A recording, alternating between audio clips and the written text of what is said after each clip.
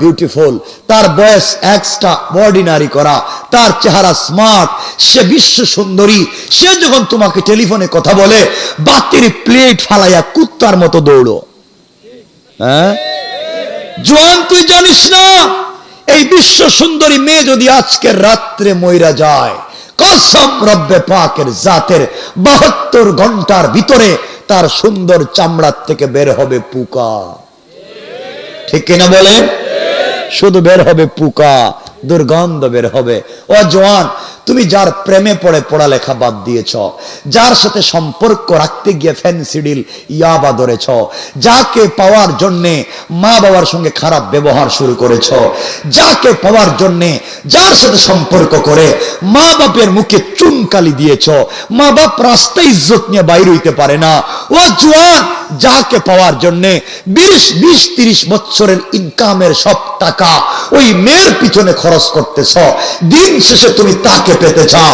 বুকা, তুই জানিস না আগামীকালকে সকালবেলা ওই মেয়েটা যদি তোমার চাইতে স্মার্ট, তোমার চাইতে টাকাওয়ালা আরেকটা যুবককে পেয়ে যায়, তোমার চাইতে দামি চাকরিওয়ালা আরেকটা যুবককে যদি পেয়ে যায়, হয়তো তোমাকে ভুলে যেতে 1 মিনিটও লাগবে না।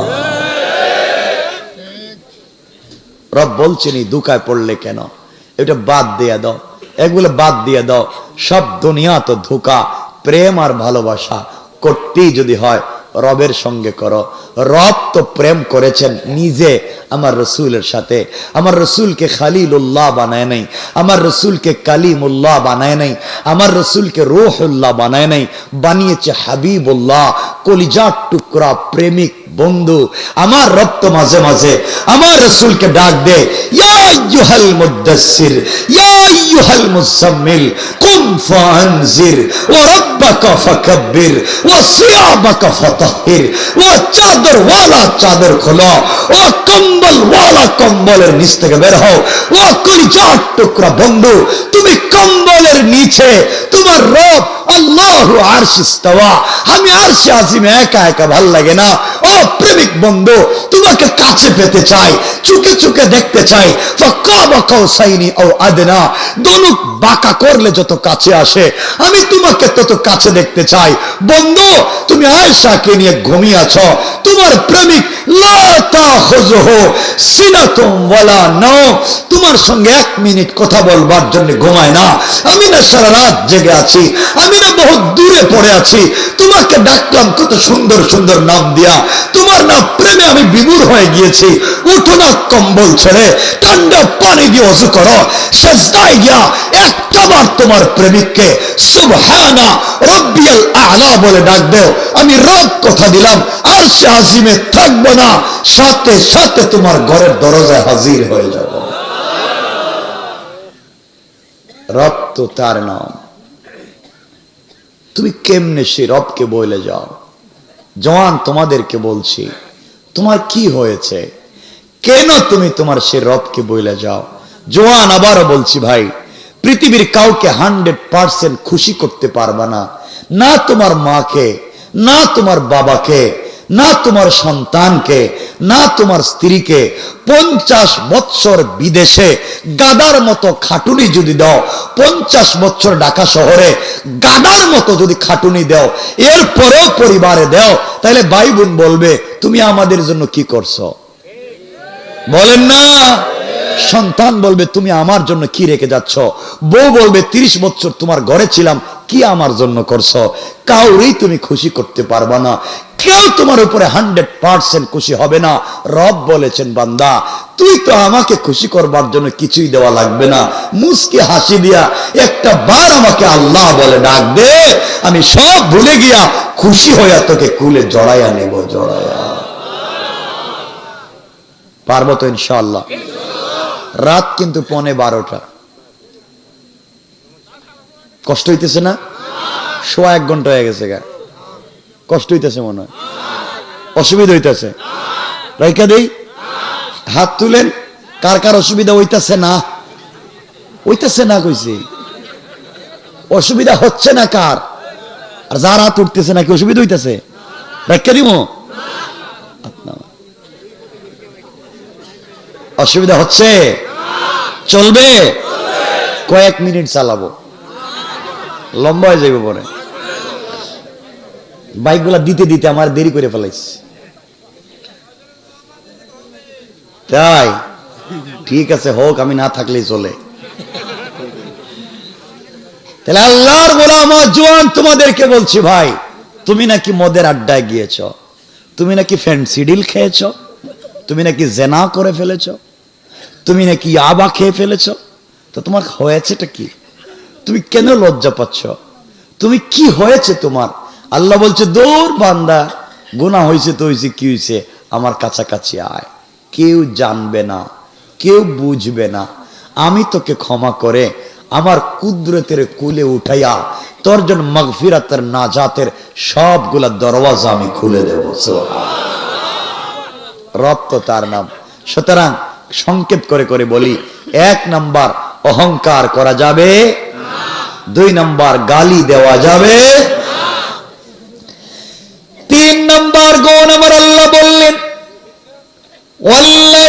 ওয়াল্লাযীনা ইয়াবিতুনা লিরাব্বিহিম সাজ্জাদান ওয়া কিয়ামা।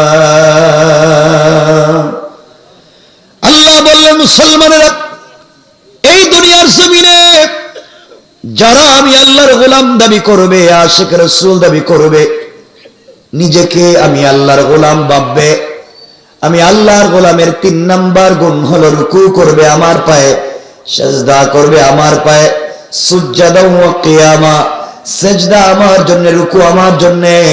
সুতরাং আজকালকে যারা আল্লাহ পা ছাড়া পীরের পায়ে সিজদা করে, মাজারে মাজারে গিয়া সিজদা করে, আল্লাহর কসম, আল্লাহর কসম, তারা আল্লাহর গোলাম হতে পারে না।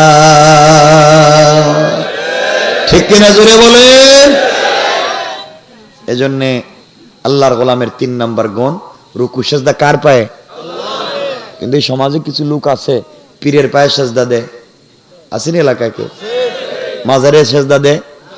হালাল না হারাম? সবাই বলেন। 4 মযহবে হারাম, 4 তরিকায় হারাম, পৃথিবীর সকল ফিকহের কিতাবে হারাম। কোন পীরের পায়ে সিজদা দেওয়া যাবে না, কোন মাজারে সিজদা দেওয়া যাবে না।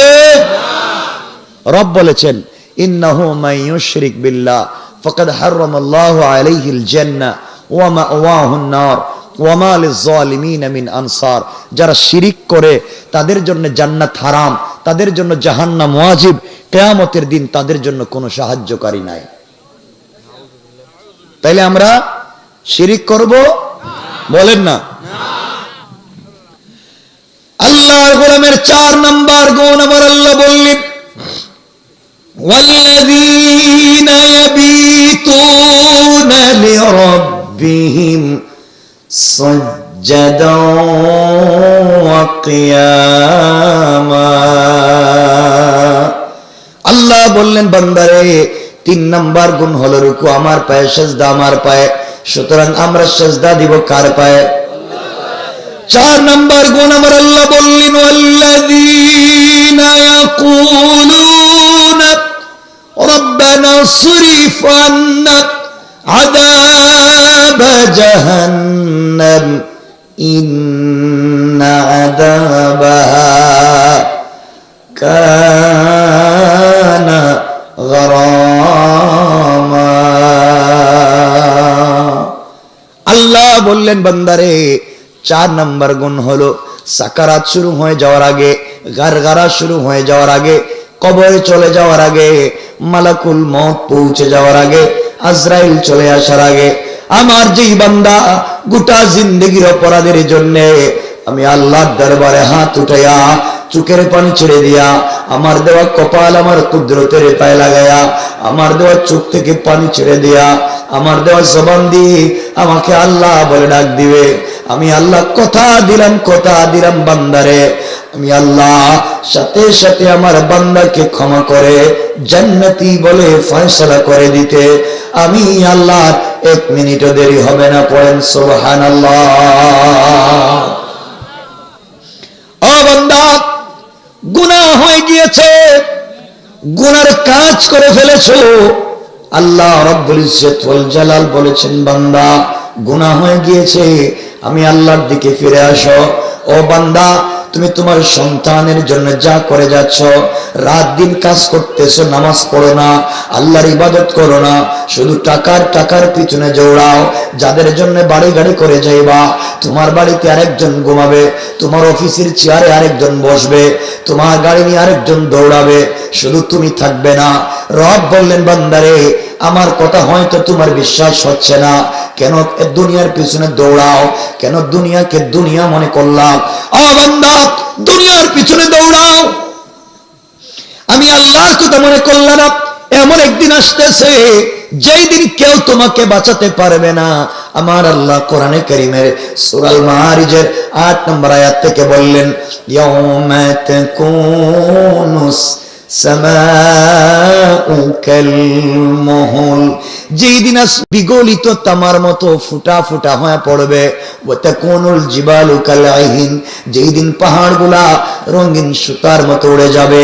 ওই দিন বুঝবে বান্দা দুনিয়া যা বলেছিলাম কতটুকু সত্য। এরপরে রাতে আমার আল্লাহ বললেন, ওয়ালা ইয়াসআলু হামিমুন হামিমা, আল্লাহ বললেন বান্দারে ওই দিন বুঝবে কলিজার টুকরা বন্ধু পর্যন্ত বন্ধুর খবর নিবে না। ও বান্দা, তুমি মনে করেছো যে সন্তানকে লালন পালন করলা, যেই সন্তানের চাকরি বাকরির ব্যবস্থা করলা, যেই সন্তানের জন্য বাড়ি গাড়ি করে গেলা, যেই সন্তানকে তুমি এডুকেটেড বানায়া গেলা, যেই সন্তানকে স্বয়ং সম্পূর্ণ করলা, ওই সন্তান কিয়ামতের দিন তোমার কাজে আসবে। আমার আল্লাহ বললেন, ইউবাসসিরুনাহুম ইয়াওয়াদ্দুল মুজরিমু লাউ ইয়াফতাদি মিন আযাবি ইয়াউমিইযিন বিবানি। আল্লাহ বললেন, বান্দারে কলিজার টুকরা সন্তান পর্যন্ত কাজে আসবে না। তুমি মনে করেছো তোমার স্ত্রী কাজে আসবে, তুমি মনে করেছো ভাই বোন কাজে আসবে। আল্লাহ বলছেন, ওয়া সাহিবাতিহি ওয়া আখি, ভাই বোন না, স্ত্রীও না। তুমি মনে করেছো তোমার দলের নেতা, তুমি মনে করেছো তোমার গোষ্ঠীর মুরব্বী। আমার আল্লাহ বললেন, ওয়া ফাসিলাতিহিল্লাতী তুআওয়ি, তোমার দলের নেতাও না, তোমার গোষ্ঠীর মুরব্বী না। তুমি মনে করেছো আসমান জমিনের সম্পত্তি তোমার কাজে আসবে। আমার আল্লাহ বললেন, ওয়ামান ফিল আরদি জামিআন সুম্মা ইউনজি, পৃথিবীর সব সম্পত্তি আমাকে দান করে নিজের নাজাত চাইবা। আল্লাহ বললেন, বান্দারে না, কাল্লা ইন্নাহা লাযা, ও বান্দা এরপরও তোমাকে ছাড়বো না, তোমাকে আমি ধরবো, নাযাতাল লিশাওয়া, এমন ভাবে বাঁধবো, তাদউ মান আদবারা ওয়া তাওয়াল্লা, যাদেরকে তুমি দেখবে তাদেরকে ডাকবে, কেউ আসবে না। ও বান্দা, 1 লক্ষ জীবন্ত বকরির বাচ্চাকে মাথা নিচের দিকে করে পা উপর দিকে উঠাইয়া 1 লক্ষ জীবন্ত বকরির বাচ্চার পা ধরে, পায়ের চামড়া ধরে টাইনা মাথার দিকে আনলে যে ব্যথা হয়, বান্দারে তোমাকে আমি আল্লাহ 19 জন ফেরেশতা দিয়া তোমার মাথা নিচের দিকে করে পা উপর দিকে উঠাইয়া আমি আল্লাহ তোমার চামড়া এভাবে টাইনা টাইনা নামাবো। আল্লাহ তাআলা আমার অপরাধ কি? আল্লাহ বললেন, ওয়া জামা ফাআওয়া, অন্যায়ভাবে সম্পত্তি জমা করেছো, পুঞ্জীভূত করেছো, শুধু টাকা বাড়াও, শুধু টাকা বাড়াও, সম্পত্তি বাড়াও, সম্পত্তি বাড়াও, এই জন্য পিটাবো।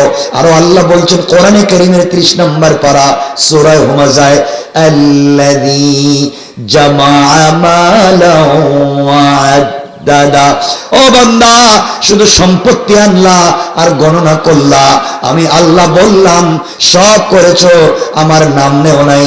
কিয়ামতের দিন তোমার সম্পত্তি কাজে আসবে না, সন্তান কাজে আসবে না, নেতা কাজে আসবে না, লিডার কাজে আসবে না, গোষ্ঠীর মুরব্বী কাজে আসবে না, ভাই বোন কাজে আসবে না, স্ত্রী কাজে আসবে না। ওই দিন কেউ বাঁচাতে পারবে না আমরা যদি আল্লাহকে চিনি। আল্লাহ বলছেন, বান্দা তুমি যদি আমাকে চিনো, কেউ লাগবে না, আমাদেরকে বাঁচাইয়া দিবেন কে? কষ্ট হচ্ছে? 12টায় রেখে দিব, তাহলে একবারে 12টায় রেখে দিব। 12টায় কোনো কথাই না। কাটা হুজুরে বইলা দেন 12টা রেখে দিম, কথা শুনতাম না আপনাদের।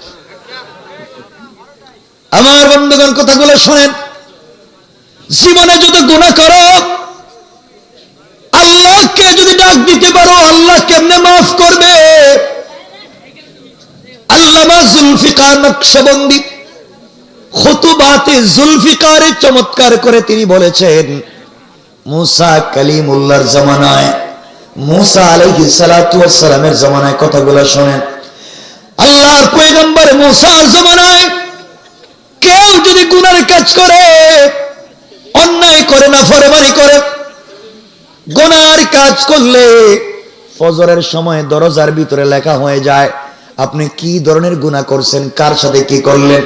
এই জন্য এই সুযোগ যদি আজও আমাদের জমিনে থাকতো, গুনাহ করলে দরজায় লেখা হতো, তাহলে এই জমিনে কোন কুতুবরে খুঁজে পাইতেন না। কথা বল না কেন? সব কুতুবের দরজা দেখতেন লেখা হয়ে গেছে গা।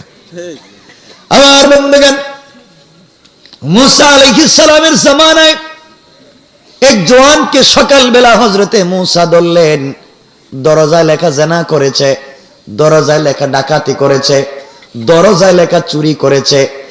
সকল বনি ইসরায়েলকে নিয়ে মুসা আলাইহিস সালাতু ওয়াস সালাম আল্লাহর এই বান্দাকে পিটালেন, মারলেন, এরপরে জঙ্গলে ফেলে দিলেন। সকল এলাকাবাসীকে বলে দিলেন, শোনো, যেই লোকটা গুনাহ করেছে আমরা তাকে পিটাইয়া জঙ্গলে ফেলে দিয়েছি। অপরাধ করেছে জিনা, অপরাধ করেছে চুরি, অপরাধ করেছে ডাকাতি, সুতরাং কোনোভাবেই তাকে আর ফিরিয়ে আনা যায় না। সবাই জঙ্গলে ফেলে দিল। আর জওয়ানেরা শোনো, একদিন দুই দিন না, এভাবে চলতে চলতে 10 নম্বর দিন চলে এসেছে।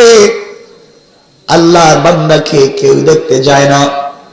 আশ্চর্য হয়ে গিয়েছে, কি রে, আমি যাদের জন্য চুরি করে বাড়ি বানালাম, আমি যাদের জন্য চুরি করে খাওয়ালাম, আজ তো কেউ আমার দেখতে আসলো না। যেই সন্তানদেরকে ডাকাতি করে লালন পালন করলাম, আজ আমার বাড়িতে থাকে, আমাকে দেখতে আসলো না। যে স্ত্রীকে ভালো রাখবার জন্য চুরি করলাম, আজ তারা চুরির টাকা নিয়ে তারা আনন্দে কাটায়, আমাকে দেখতে আসলো না। আমার বন্ধু বান্ধব আসলো, আমার মা বাবা মাকে দেখতে আসলো না। চুরি করে ডাকাতি করে বাড়ি বানিয়েছি, সম্পত্তি জমা করেছি, সব তো তারা বুক করে, আমাকে কেউ দেখতে আসলো না। এক গ্লাস পানি পর্যন্ত আমাকে কেউ দিল না। এইভাবে 10 দিন যখন ট্রাই করেছি, কেউ আসলো না। 10 নম্বর দিন সাকারাত শুরু হয়ে গেছে, আর বাঁচবে না। এবার চিৎকার করে কান্না করে আল্লাহকে ডাক দিয়া বলেছে, আল্লাহ, অপরাধ করেছি, অন্যায় করেছি, চুরি করেছি, ডাকাতি করেছি, আল্লাহ তাআলা, কেউ তো আমাকে দেখতে আসলো না।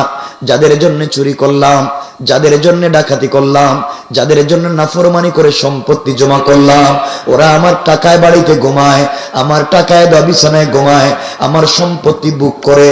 আয় আল্লাহ, 10 দিন হয়ে গেল জঙ্গলে, একটা লোক এসে দেখাও গেল না, এক গ্লাস পানিও দিল না।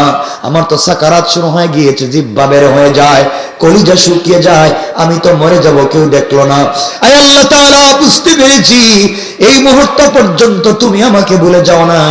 আমার অক্সিজেন চালু রেখেছ, আমার হায়াত বাকি রেখেছ, আমার দিমাগকে ভালো রেখেছ, আমার সুস্থ ব্রেইন এখনো রেখে দিয়েছ। সবাই ভুলে গিয়েছে, তুমিও পারলে আমাকে ভুলে গিয়ে আমাকে নষ্ট করে দিতে পারতে।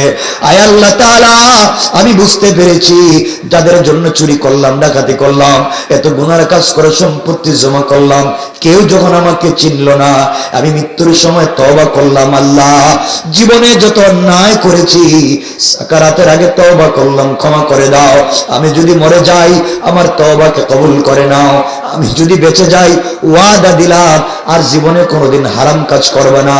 কথা বলতে বলতে এক পর্যায়ে আল্লাহর বান্দা ইন্তেকাল করেছে। আল্লাহর বান্দা ইন্তেকাল করেছে। গভীর রাতে আল্লাহ তাআলা মুসা আলাইহিস সালাতু ওয়াস সালামকে ঘুম থেকে উঠালেন। আল্লাহ তাআলার কাছে মুসা বলছেন, আল্লাহ, কেন তুমি আমাকে এত রাত্রে ঘুম থেকে উঠালা? আল্লাহ বললেন, মুসা, অমুক জঙ্গলে আমার একজন কলিজার টুকরা প্রিয় জান্নাতুল ফিরদাউসের বাসিন্দা বান্দা ইন্তেকাল করেছে, তার জানাজায় যাও, তার কাফন দাফনের ব্যবস্থা করো, তাকে গোসল করাও। মূসা আলাইহিস সালাম বলছেন, আল্লাহ তাআলা আমি জানি না, আমি জানতে পারলাম না এত বড় বুজুর্গ তোমার ওলিকে যে জঙ্গলে পড়ে আছে, জান্নাতুল ফিরদাউসের বাসিন্দা, আয় আল্লাহ আমি কি একা একা যাব? আল্লাহ বললেন, মূসা না, একা গেলে চলবে না, তুমিও যাও, তোমার বনি ইসরাইল সঙ্গে নিয়ে যাও। আল্লাহ তাআলাকে মূসা বলছেন, ও আল্লাহ তাআলা আমি যদি বনি ইসরাইল নিয়ে যাই, আপনি জানেন তো আমাকে কার নবী বানাইছেন? বনি ইসরাইল তো বাকিতে বিশ্বাস করে না, এত রাত্রবেলা ঘুম থেকে উঠে তারা জানাজায় যাবে, ফিরি ফিরি যাবে না, কিছু দেওয়া লাগবে, বাকিতে যাবে না, নগদ কিছু পাইলে তারা ঘুম থেকে উঠবে, জানাজায় যাবে। আল্লাহ ডাক দিয়া বললেন, মূসা রে আমি কথা দিলাম যারা আমার এই বান্দার জানাজায় শরীক হবে আমি আল্লাহ তাদের সবাইকে মাফ করে দিলাম। মূসা ঘোষণা করে দিলেন, যারা হাঁটতে পারে না কাদের উপরে বর করে তারা পৌঁছে গেল। জঙ্গলে যাওয়ার পরে খুঁজতে লাগলেন আল্লাহর জান্নাতুল ফিরদাউসের বাসিন্দা বান্দা। খুঁজতে খুঁজতে কাউকে পেলেন না। মূসা খুঁজতে খুঁজতে সামনে গিয়ে দেখে 10 দিন আগে যেই লোকটাকে জেনার দায়, চুরির দায়, ডাকাতির দায় পিটাইয়া গ্রাম থেকে বের করে জঙ্গলে ফেলে দিয়েছিলেন, ওই লোকটা মরে পড়ে আছে। আল্লাহর কাছে ডাক দিয়া বলছেন, আল্লাহ তাআলা আপনারা বললেন আপনার জান্নাতি বান্দা মারা গিয়েছে, ওই বান্দাটা কোথায় খুঁজে পাচ্ছি না। আল্লাহ বললেন, তোমার সামনে যেই লাশ, এটাই তো জান্নাতুল ফিরদাউসের বাসিন্দার লাশ। আয় আল্লাহ, এরা তো চোর, ডাকাত, জিনাকার, সে কেমনে জান্নাতি হলো? আল্লাহ বললেন, মূসা রে তুমি জানো না, তুমি যা বলেছো তা সত্য, আমিও যা বলেছি তা সত্য। মূসা বলছেন, আল্লাহ তাআলা আপনি আমাকে বেইজ্জত কইরেন না, ময়দানে তিহে 40টা বছর ঘুরাইছেন বনি ইসরাইল দিয়া, আর বেইজ্জত কইরেন না। ও মুনিব, সুর কেমনে ওলি হয়ে গেল, ডাকাত কেমনে বুজুর্গ হয়ে গেল, জিনাকার কেমনে জান্নাতুল ফিরদাউসের বাসিন্দা হলো? আল্লাহ বললেন, মূসা রে জওয়ান, আজ 1 ঘন্টা আগে এমন গুনাহগার ছিল, 10 দিন হয়ে গেল কেউ দেখতে আসলো না, দুনিয়ার সবাই ভুলে গিয়েছে। এই অবস্থায় যখন আমি আল্লাহর কথা স্মরণ করেছে, হায়াতে জিন্দেগি বাকি, সাকারাত শুরু হওয়ার আগে আমাকে মনে করেছে। আমি আল্লাহ বুঝতে পেরেছি, দুনিয়ার কেউ যখন তাকে মনে রাখলো না, আমি আল্লাহ তো ভুলে যেতে পারি না। আমার বান্দাকে ভুলে গেলে কোথায় যাবে, কোন দরজায় যাবে? এই দুনিয়া ছাড়া তো যাওয়ার কোনো জায়গা নাই। আমার কাছে চোখের পানি ছেড়ে যখন তওবা করলো, চোখ থেকে পানি ছেড়ে দিল, আমার দেওয়া কপাল আমার কুদরতের পায়ে লাগাইয়া দিল, আমার দেওয়া জবান দিয়ে আমাকে দিল খুলে আল্লাহ বলে ডাক দিল, সাথে সাথে আমি আল্লাহ আমার বান্দার জিন্দেগির গুনাহগুলোকে মাফ করে জান্নাতি বলে ফয়সালা করে দিতে আমি আল্লাহর 1 মিনিটও দেরি হয় না। এই জন্য আল্লাহ আমার তেলাওয়াত কি আলোচনাতে বললেন, ওয়াল্লাযীনা ইয়াকুলুনা রব্বানা সরিফ আন্না আযাব জাহান্নাম ইন্না আযাবাহা কানা গরামা। আল্লাহ বললেন, বান্দারে সাকারাত শুরু হয়ে যাওয়ার আগে, গারগারা শুরু হয়ে যাওয়ার আগে, কবরে চলে যাওয়ার আগে, মালাকুল মউত পৌঁছে যাওয়ার আগে, আজরাইল চলে আসার আগে, আমার যেই বান্দা গোটা জিন্দেগির অপরাধের জন্য আমি আল্লাহর দরবারে হাত উঠাইয়া তওবা করবে, পৃথিবীর কেউ মাফ করে দিতে না পারে। বান্দারে সবাই তোমার জন্য দরওয়াজা বন্ধ করে দিতে পারে, মা বাপ তোমাকে ত্যায্য পুত্র করতে পারে, গ্রামের মানুষ অন্যায়ের জন্য গ্রাম থেকে বের করে দিতে পারে, কোন পীর তার মুরিদকে খানকা থেকে বের করে দিতে পারে, কোন রাষ্ট্র তার নাগরিককে দেশ থেকে তাড়াইয়া দিতে পারে। কিন্তু বান্দা, এতগুলো অপরাধের পরে যখন তুমি আমাকে আমার নাম ধরে ডাক দিবা, চোখের পানি ছেড়ে দিবা, আমি তোমাকে তাড়াইয়া দেওয়ার জায়গা নাই, আমার জমিন ছেড়ে ভাগবারও তোমার কোনো জায়গা নাই। তাওবা করতে দেরি হবে, আমি আল্লাহ তোমাকে মাফ করে আমার কুদরতের কুলে উঠাইয়া নাজাত আর মাগফিরাত রাহমাত বারাকাতের দরওয়াজা খুলে দিতে আমি আল্লাহ 1 মিনিটও দেরি হবে না। পড়েন সুবহানাল্লাহ। আল্লাহর গোলামের 1 নম্বর গুণ অহংকার করা যাবে না, 2 নম্বর গালি দেওয়া যাবে না, 3 নম্বর রুকু সিজদা কার পায়ে, 4 নম্বর তওবা করব কার কাছে? কে মাফ করে দিবেন? আল্লাহ। এই 4 গুণ অর্জন করলে রাসূল পাক বলছেন দাখালাল জান্নাতা বিসালাম, মরলে দারুস সালাম নামক জান্নাতে পৌঁছে দিবেন। দারুস সালাম নামক জান্নাতটা কি, এই জান্নাতের কন্ডিশন কি, কেনই বা এই জান্নাত দিবেন, এগুলা রাইখা দিলাম। 12টা 2 মিনিট হয়ে গেছে, আর কথা হবে না, আলোচনা অনেক লম্বা, আর জামুই না সামনে। কই হুজুর গেল? হ্যাঁ না, হবে না। আরে শোনেন না, খালি হবে হবে, কি হবে, হবেটা কি? আর যা হয়েছে এটাই মানেন না। আর না, 12টা গেছে, 12টার পরে আর কথা বলা যাবে না। এই জন্য বসেন, আলহামদুলিল্লাহ আপনার বসে আছেন, এটা ভাল লাগতেছে যে এত রাত পর্যন্ত শীত আপনারা বসে রয়েছেন। আমি যে কথাগুলো বলছি, মুসলমানেরা শোনো, প্রথমে বলছি সামাজিক অবক্ষয়, এরপরে বলছি বেঁচে থাকার পথ এবং পদ্ধতি 4 গুণ, এর মধ্যখানে বলছি যুবকদেরকে আল্লাহর সাথে সম্পর্কের কন্ডিশন। এই 3টা কথা যদি মানেন, জিন্দেগি কামিয়াব হয়ে যাবে ইনশাআল্লাহ। বলেন না ইনশাআল্লাহ? আলোচনা অনেক লম্বা হয়ে যাবে, বিদায় আর সামনের দিকে নিতে চাচ্ছি না। এখন যদি একটা একটা গুণ দিয়ে আলোচনা করি, অহংকার করলে হবে কি, অহংকার ছেড়ে দিলে লাভ কি, আপনাদেরকে বুঝাতে হবে। 2 নম্বরে আল্লাহর পা ছাড়া অন্যের পায়ে সাজদা করলে বিপদ কি, আল্লাহর পায়ে সাজদা দিলে উপকার কি। 3 নম্বরে বলছি, 2 নম্বরে বলছি গালি দিলে, এখন যদি বলি গালি দিলে সমস্যা কি, আর গালি না দিয়ে সবর করলে ফল কি, তো এক একটা বিষয় তো বহুত লম্বা লম্বা হয়ে যায়। আমি শুধু নাম বইলা বইলা আজকে গেলাম, পূর্ণাঙ্গ আলোচনা রাইকা দিলাম, সংক্ষিপ্ত থাইকা জায়গা। আমার জন্য দোয়া চাই, আপনাদের জন্য দিল থেকে দোয়া থাকলো। আপনাদের 1 মিনিট সময় দিলাম, 1 মিনিট, চাইলে কোনো প্রশ্ন থাকলে আমাকে করতে পারেন, যদি কারো জানার থাকে কিছু আমাকে প্রশ্ন করতে পারে, নাই আমরা দোয়া করে দেব। আল্লাহুম্মা সাল্লি আলা মুহাম্মদ ওয়া আলা আলি মুহাম্মদ কামা সাল্লাইতা আলা ইব্রাহিম ওয়া আলা আলি ইব্রাহিম ইন্নাকা হামিদুম মাজিদ। আল্লাহুম্মা বারিক আলা মুহাম্মদ ওয়া আলা আলি মুহাম্মদ কামা বারাকতা আলা ইব্রাহিম ওয়া আলা আলি ইব্রাহিম ইন্নাকা হামিদুম মাজিদ। আস্তাগফিরুল্লাহ ইন্নাল্লাহা গফুরুর রহিম। أستغفر الله الذي لا إله إلا هو الحي القيوم وأتوب إليه لا حول ولا قوة إلا بالله